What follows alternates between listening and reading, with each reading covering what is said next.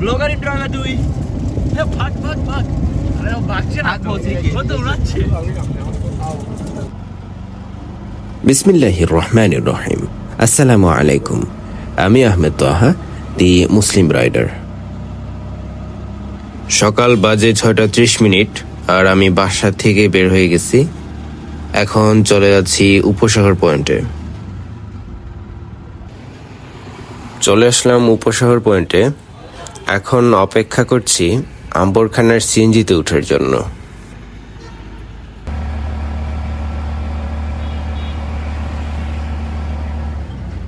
চলে আসলাম আম্বরখানা পয়েন্টে, আর বাকিরাও চলে এসেছে।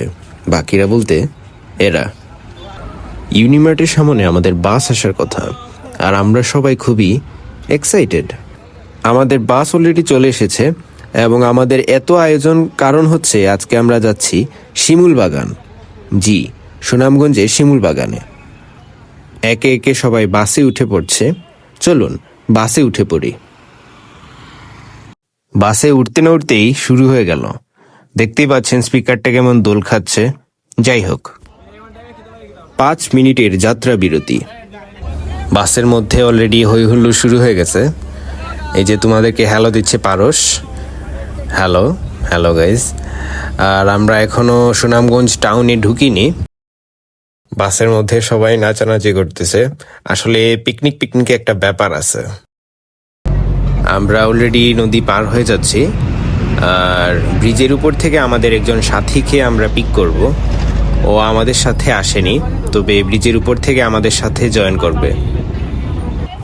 ওই যে দেখতে পাচ্ছি রিক্সা দিয়ে সে অলরেডি চলে এসেছে। আর বাকিদের অবস্থাটা একটু দেখেন, মানে একটু সুযোগ পাইলেই ফটো তোলা, দৌড়াই দৌড়ে যাচ্ছে। এক একটা ব্রিজের উপর ফটো তুলতেই হবে। যাই হোক, আলহামদুলিল্লাহ আমরা আমাদের স্পটে এসে পৌঁছে গেছি। এখন টমটমে ওঠার পালা।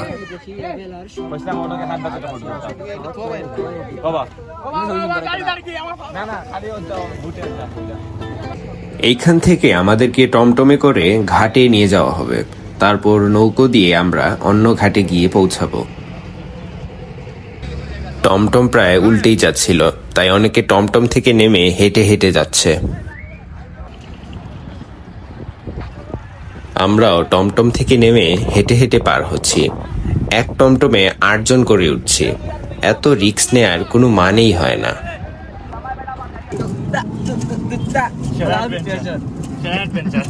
উল্টিলে কইও মা অ্যাডভেঞ্চার কিলা দলের অ্যাডভেঞ্চার কিলা লাগে ইন্না লিল্লাহি আয়া তাকে ইলা আমার রিস্ক লই নামটা কইও লামুনে রোহিত পেছনে এমনি ওজানা জায়গা রিস্ক দরকার নাই। আমাদের সুভিক বাবু একদমই রিস্ক নিতে নারাজ। তিনি হাঁটার বদলে দৌড়ে দৌড়েই পথ পাড়ি দিচ্ছেন, তাও টমটমে উঠছেন না।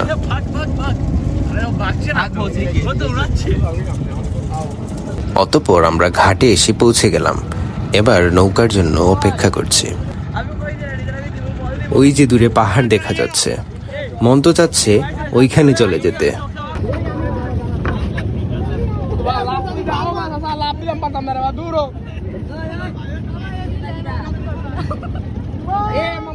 অতঃপর আমরা ঘাটে এসে পৌঁছালাম। এখন হেঁটে হেঁটে চলে যাব শিমুল বাগানের দিকে। ওই যে দূরে শিমুল বাগান দেখা যাচ্ছে। তবে আমরা এখানে দোকানে একটু বিরতি নিয়ে নিচ্ছি। আজকের এই কড়া রোদের মধ্যে বাইরে থেকে শিমুল বাগান দেখতে অনেক সুন্দর লাগছিল। চলুন এবারেতে হাঁটি হাঁটি পা পা করে আমরা ভিতরে প্রবেশ করি। ওমা, বাহির থেকে দেখে বোঝাই যায়নি যে ভিতরে এত মানুষ রয়েছে।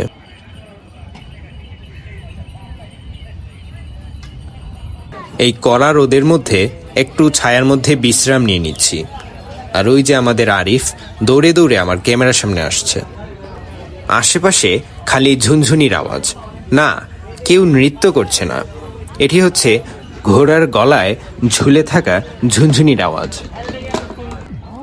তবে শিমুল বাগানে তো আর বিশ্রাম নিতে আসিনি, তাই বেরিয়ে পড়লাম বাগান পরিদর্শনে।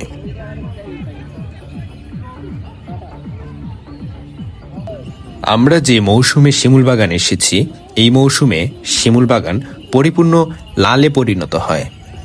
আর দেখতে পাচ্ছেন একটি ঘোড়া আমাদের দিকে এগিয়ে আসছে ঝুনঝুন ঝুনঝুন আওয়াজ নিয়ে।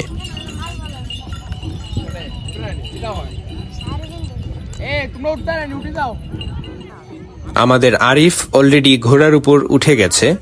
আসলে ঘোড়া সাওয়ারি এখানের একটি প্রধান আকর্ষণ। ঘোড়ার উপর উঠে এখানের বাগান খুবই সুন্দরভাবে পরিদর্শন করা যায়। যে যার মতো ব্যস্ত হয়ে গেছে, একজন আরেকজনকে ফটো তুলে দিচ্ছে। তবে আমি খুঁজতেছি একটি কালো ঘোড়া। হ্যাঁ, আমিও ঘোড়া সাওয়ারি করব। পেয়ে গেলাম কালো ঘোড়া এবং চড়িয়া বসিলাম পিঠে।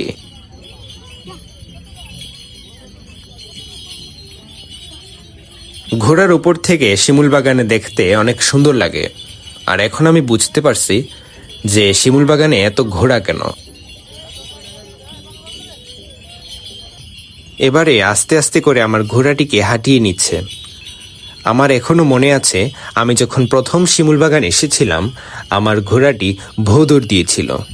তবে এবার আর রিস্ক নিতে চাচ্ছি না।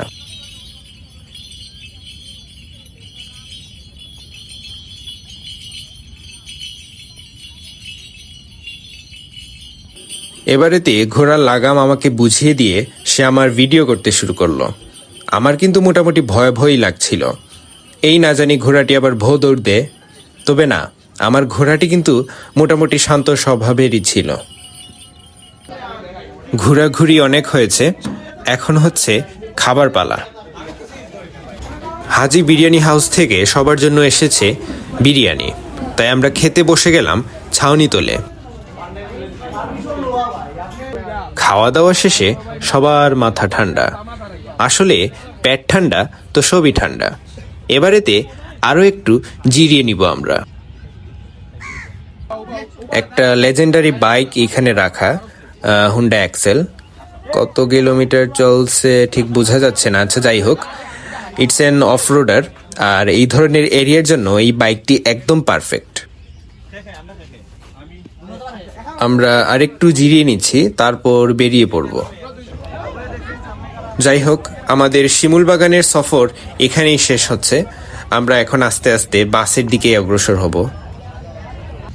যাওয়ার পথে এই ধরনের দৃশ্য দেখলে আসলে মন চায় না যে ফিরে যাই, কিন্তু কিছু করার নেই, ফিরে তো আসলে যেতেই হবে। আজকের রোদ কিন্তু অনেক কড়া ছিল, তাই বালুগুলি কেমন জানি উত্তপ্ত হয়ে আছে। হাঁটতে যে মনে হচ্ছে পা পুড়ে যাচ্ছে। কিছু করার নেই, হেঁটে হেঁটেই আমাদেরকে খেয়াঘাটে যেতে হবে। আমরা অলরেডি খেয়াঘাটে এসে পৌঁছে গেছি। খেয়াঘাট থেকে এই অপরূপ দৃশ্যগুলি আমরা উপভোগ করতে লাগলাম। যাই হোক, আজকের দিনটি আমাদের সবার জন্য স্মরণীয় হয়ে থাকবে। আমরা সবাই মিলে দিনটিকে উপভোগ করলাম। তবে আজকে এখানেই বিদায় নিচ্ছি। আমাদের সবার জন্য দোয়া করবেন। আল্লাহ তাআলা আপনাকে আমাকে সবাইকে ভালো রাখুন। আসসালামু আলাইকুম ওয়া রাহমাতুল্লাহি ওয়া বারাকাতুহু।